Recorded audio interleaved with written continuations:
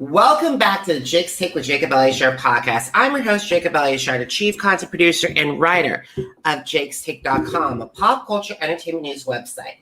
It's a thrill to welcome this guest today. He is an actor that's appeared on several shows, including CSI Crime Scene Investigation, Law & Order, Malcolm in the Middle, and Smallville. He's also the owner of the production company Black Hawk Entertainment. He's also the CEO of the talent management company Allen Edelman Management. And he's also created a way for aspiring actors to learn behind-the-scenes business side of acting called the Mastering of the Business of Acting. Please help me welcome my guest, Chi Muoi Lo. Thank you for having me. Thank you so much, Chi, for taking time out of your schedule to talk with me today. I really appreciate it. Anytime.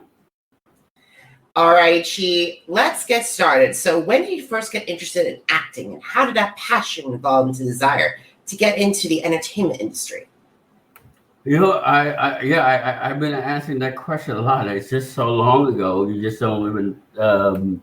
I know people are listening to this need to hear that, but I'll be honest with you. I come from a 12 brother sister family. So when I was interested, it was around 10 years old. It was nothing to do with like the cliche story, you know. Oh, I want to be a star. I want to be this. I don't know what it is. It just came very natural. It was, I was very shy, and it took one semester. Suddenly, the shy went away, and suddenly something magical happened, and I love acting for what it is. I think between age 13 to 18, I believe I seen 6 movies a week on Saturday and Sunday, on TV.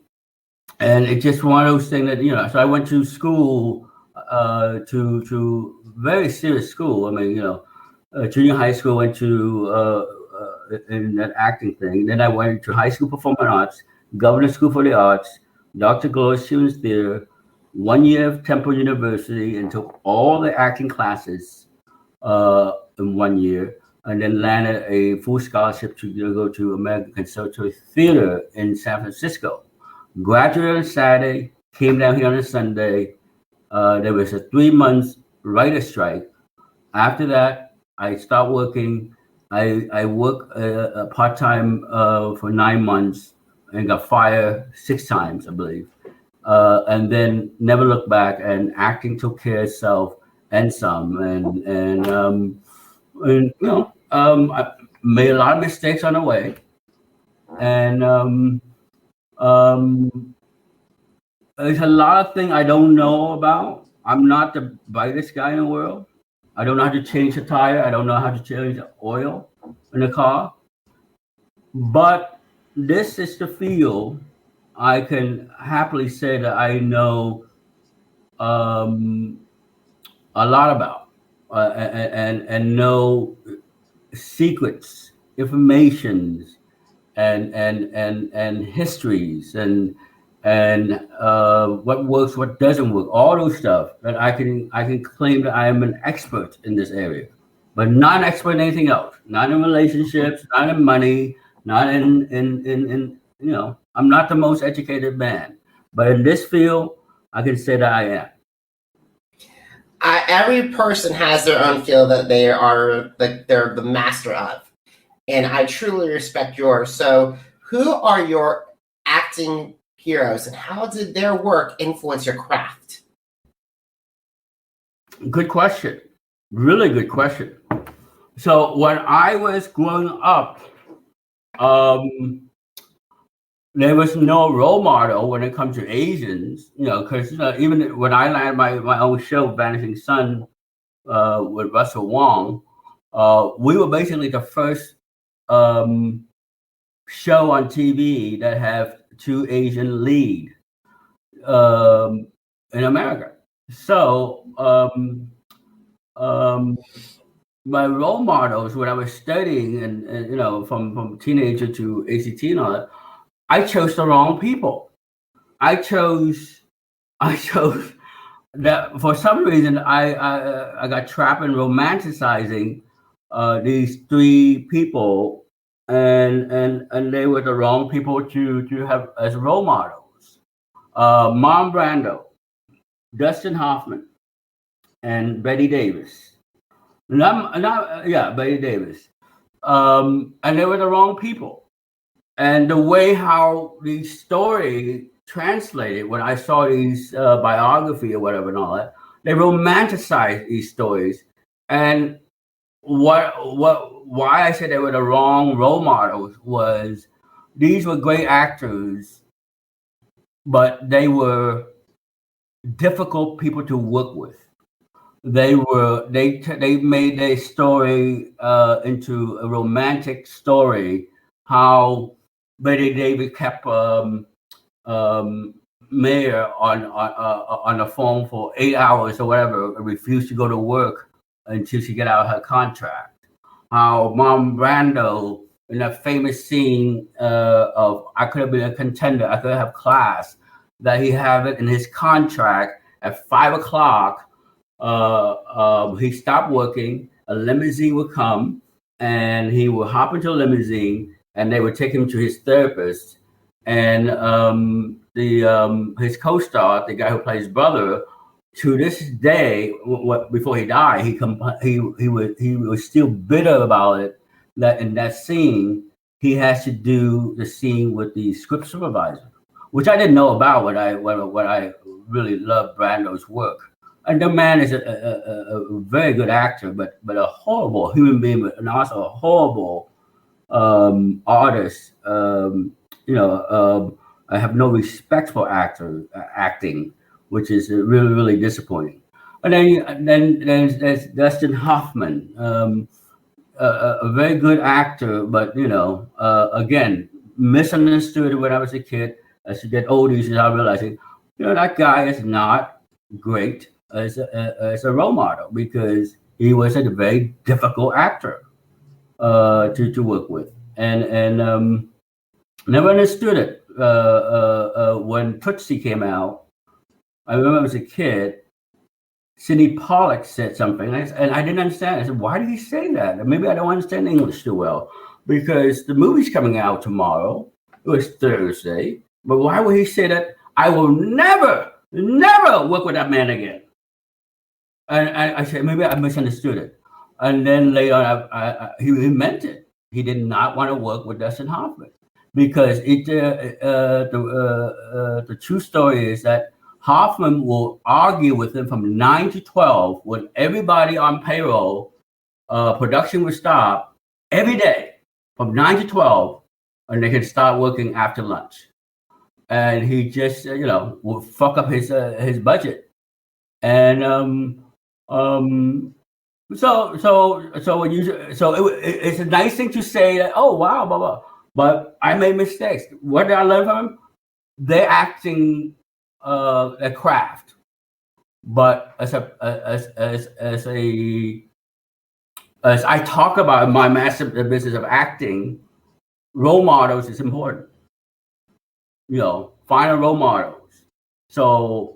And once I talk about that, I look at my mistake that I did not really, because I was just a kid. No one told me about these things. Examine who is my role models. So when you take those stories and you're romanticizing it, you think it's the right thing to do or whatever it is and all that. But it turned out that being a difficult actor to work with is deadly in this town. That when that would travel, your career could be dead, gone. So I would say that the mistakes that I made is that I wish that the school do talk about the business of acting, and the business of acting also include how do you behave on a set, how you carry yourself. How being a diva is not a good thing. So when you have someone like me who started acting very young, and everywhere I go, I'm the only Asian, so you stand out like a sore thumb, and everybody give you compliments, everybody think you're greatest and all that, and you're just a kid, and no one talked to you about how to behave, how to conduct yourself. So it took me a long time to get rid of the diva in me. I remember I was on a co-case, and I was a guest star. And the day before, I did a really, really emotional scene with the two lead on the show, and they were shocked by it, and they even told me, say, we really count on guest star to help us carry the show, because our show is the same every week. We just change pronouns. So we love to have people like you who come in and really juice it up and all. And then the next day, I was standing there. I did not mean to do anything else, but the aura that comes out of me, which is a normal day because I didn't have to do this emotional things on. But the lead of the show, and she was joking, clown around with me, but I think she meant it. She said, "Look at Chi standing there like a diva."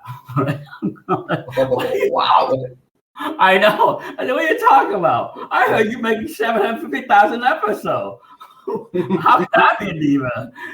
And we both laughed at it and stuff. But it's just one of those things. Once you work as long as I have, and you have not figured that out until I realized that's like probably 6-7 years ago that it is my issue. It's pretty bad, so it's one of those things, again, that I really think that these are the kind of things you got to talk about it in school and in acting classes in Los Angeles and all that. So that is part of your education. So I think the problem in America, acting education is so. Are we allowed to curse in this on this podcast? I would have to. Don't worry. Yes, you're allowed to. I'll just have to put explicit on the thing. Okay. The American education. I'm going to say this clearly, loudly, as strongly as I can. The American education in acting in America, including Los Angeles and New York, all these acting classes and all that, is fucked up. It's so fucked up that basically they're giving people half the tools to be an actor and not give them the other tools to give them a chance to succeed, because it's such a tough business.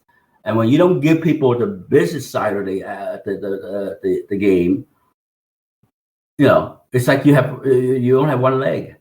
How can you walk with one leg? Okay, you're hopping. Hopping is not going to help you move fast enough to get to the right places, So and the reason they cannot talk about the business is most of the people who are teaching didn't make it, or don't even have a single credit on IMDb. And we're talking about people in LA here, who are teaching, who doesn't even have a credit in IMDb. So if you're not you're not in it, and you never went through whatever, so what are you teaching? You're teaching what doesn't work.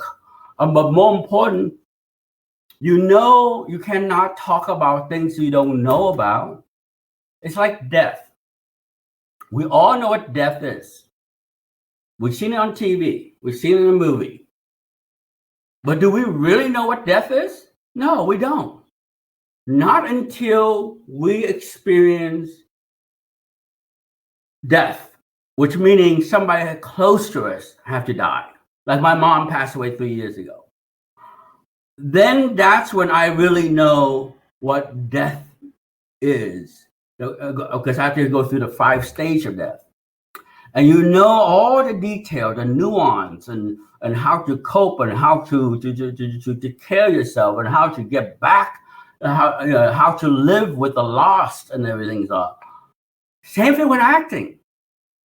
You cannot know about the business of acting if you're never in it. So you are talking about things that pass on to you who didn't even make it. teacher who were in the game are talking about. And so these schools, they're smart enough to know they can't talk about it. They don't want someone to prove it and say, you don't know what you're talking about. So they don't talk about it. They just talk about the craft. That's all they can talk about. Great. Let's take USC. You go to USC, you learn about the craft. Cost you $268,000 for 4 years. And you graduate and you cannot break into the business because you don't know how. You don't know what your next step is. Are you kidding me?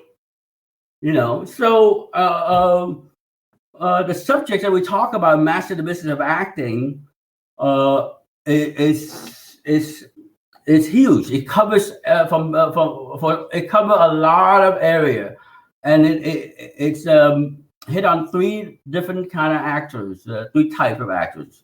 The one that want to break into the business, the working actors, and the rising stars.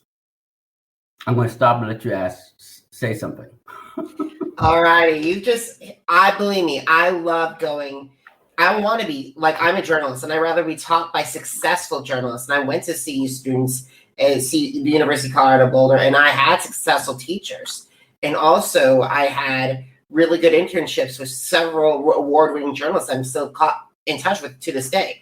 But I believe that for acting, you've got to have the right teachers, and otherwise, you're not going to be seeing what I just heard. This is I just hope our audience understands that you need to have someone that has experience and at least several or dozens of IMDb entries. Or more than that, because the thing that make me different than other person, and like I said to you, please do not look this that I'm bragging or I'm whatever. Like I said, I am not the smartest man in the world. I don't know a lot of things. I don't even know how to put this webcam together.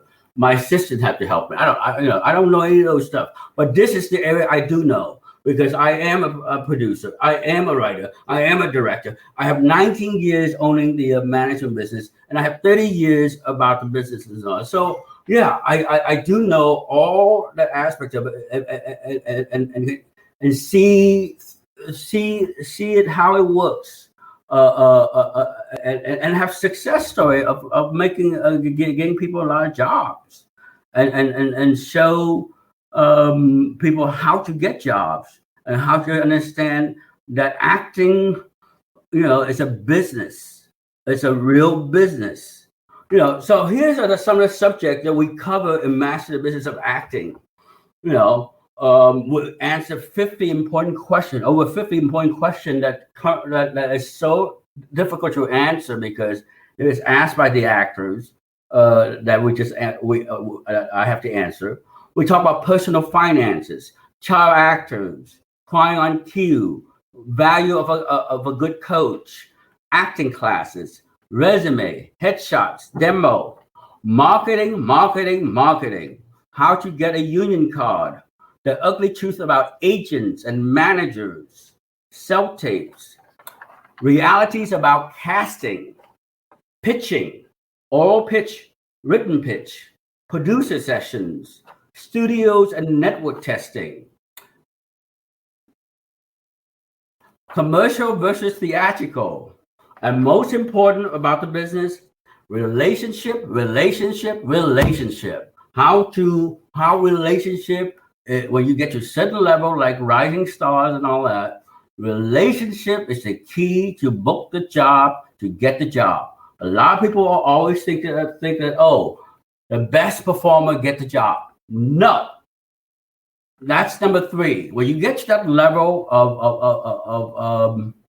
of the lead, the supporting, or the series regulars and all that, your audition is 3rd. Number 1, who are you? Who are you? Which meaning, what's your name? What do you bring to the table that will bring other viewers in? So who are you? That's number 1. Number 2, do you look the part? If you don't look the part, you can't play it.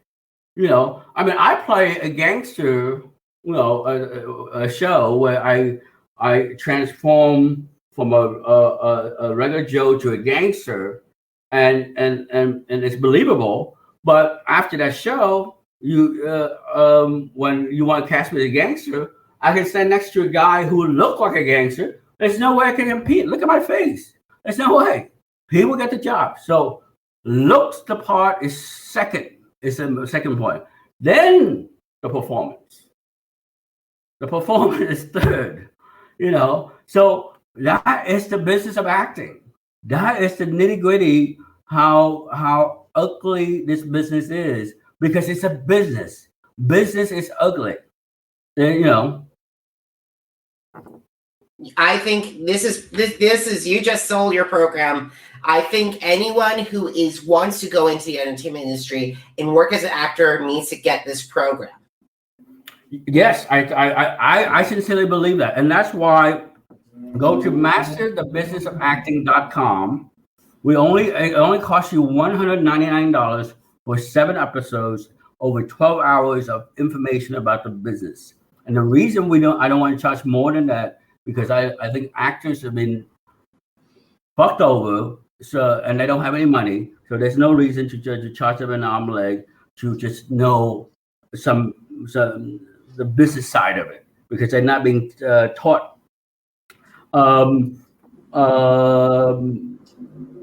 I think this thing should be taught in high school.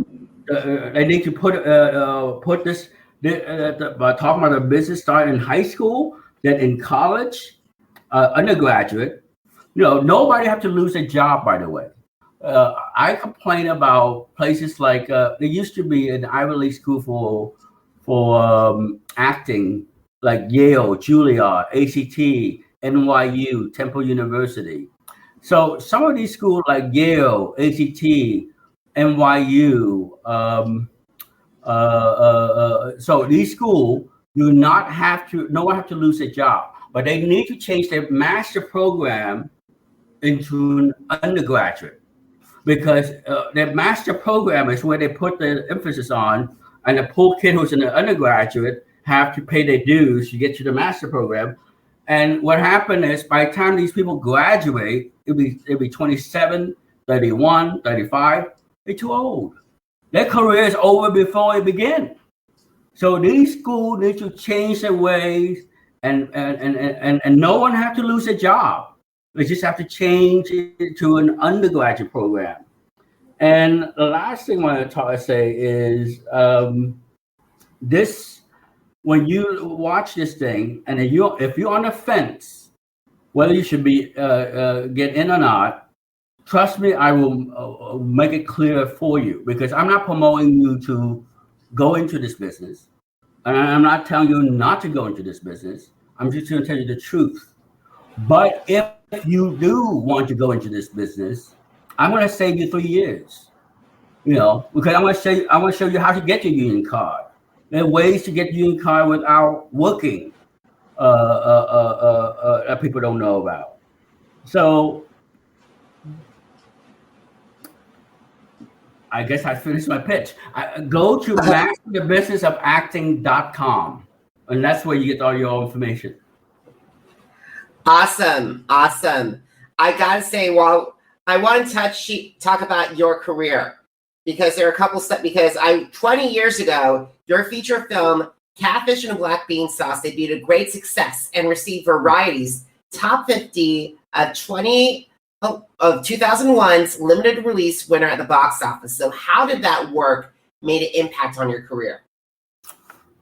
Really good question. I think that was the stupidest thing I've ever done. I love the movie. I love the movie. I think it held up. I think it's a good movie. It's not a great movie, but it's a good movie, and it held up. It was before its time too, because a certain subject that I wrote in there. The mistakes I made was this. Again, go back to the business side of it.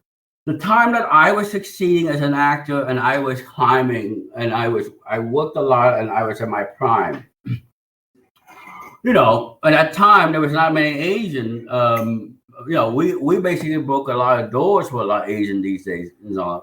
So what happened is, in my prime, I didn't have a manager, or someone strong, enough to grab my arm and say, "What the fuck are you doing, Chi?" Because there's no reason why I should direct a movie at 20 in my 20s when I could direct a movie in my 40s, especially when I'm at the prime of my acting career. So by directing that movie, it cost me almost 5 years from writing it to get the funding to help distribute it and make sure you go through. And the movie made a lot of money, and I made a lot of money from it and all that. For what the budget is, it was a success story. We knew, we got robbed a little bit, but we know it sold over 500,000 copies of VHS and DVDs. But it killed I took 5 years off from acting. So think about understanding that business side of it. I was a rising star, and then suddenly I disappear. And not available. I can name you 3 jobs that I have to turn down because of that project. They're big projects. Big projects. Huh? How big? Big. Oh wow. Yeah. So, but it's not like I didn't have a choice because I already what they call it is pre-production, Catfish. So when I was offered a movie. So I had to turn it down because the train had left the station. So what did I get from that?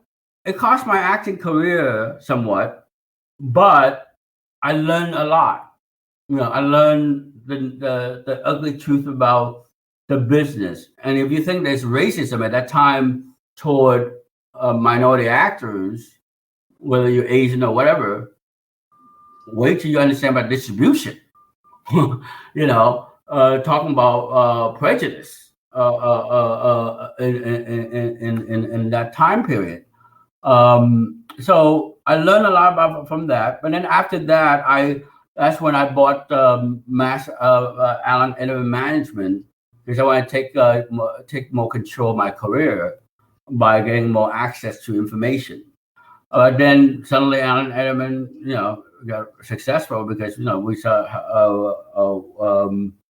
having more clients and all that, and then but through that it makes I understand more about the business, so much more about the business, to the point that I before I came up with this idea, which is 6 years ago, to shoot this, to do this, because I only taught 3 times 14 class for my clients. I couldn't justify why did I bought a management company, and why did I open an acting class, and both of my 19 years, and the acting class I didn't charge any money. I would just everybody just pay $50. $200. I think $400 a year just to pay the rent and everything. But it was for me to polish my tools, a way to go to work to work out your instrument and all that. But the problem was I couldn't justify 19 years have gone by. What do I have to show for? And then now I say, master the business of acting. That's what I have to show for, because through all that knowledge and information and understand the business side of it. And when you do, by the way, it's not necessarily a great gift. It's a gift with a double-edged sword, because I'm ready to do my TV series called Life in Threes. Probably hop into it in 2 months. It's a 7-season, 13 episodes, and it's based on inspired by a true story. Really great idea here. I'm very excited about it. But what I'm saying is that the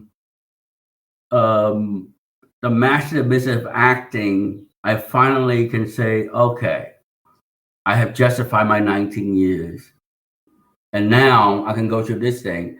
And when, like I said, when you know about the business so well, and you can see how passionate I am as an artist here, the way I even talk about things on.